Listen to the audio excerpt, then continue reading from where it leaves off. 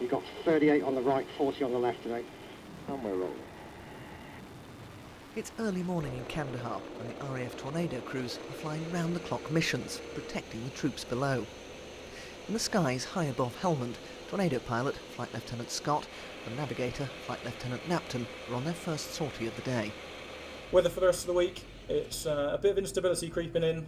It started with a weather briefing before they run through what their tasks will be. Their main role, offering close air support to NATO forces on the ground, anywhere in Afghanistan. At the start of Operation Moshtarak, they flew in 1 week, the same hours they'd normally fly in a month.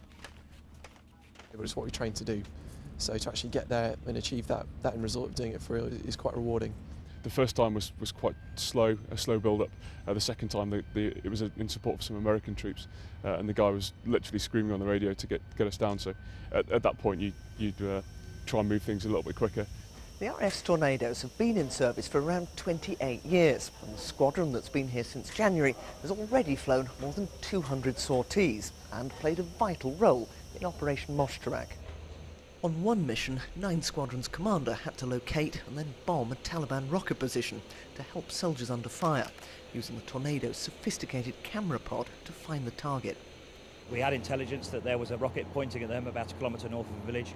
We put our pods down onto the ground, located the rocket, and after 15 minutes of going through the targeting process and then actually ascertaining there were no civilians in the area, we destroyed the rocket.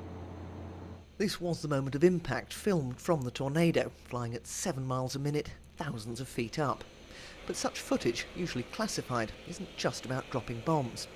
The Tornado crews spend up to a third of their time using the plane's cameras to film intelligence material, showing exactly what's happening on the ground.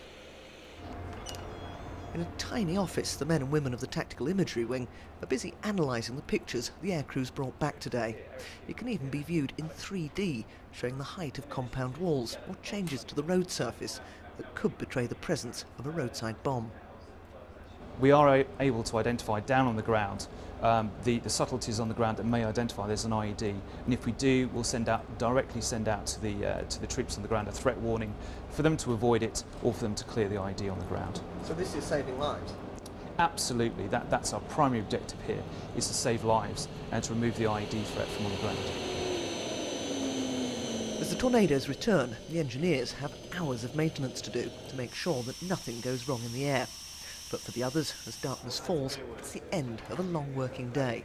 There's just enough time to relax at the airbase cafe ahead of an early night and another dawn start tomorrow. Wyatt, BBC News, Kandahar.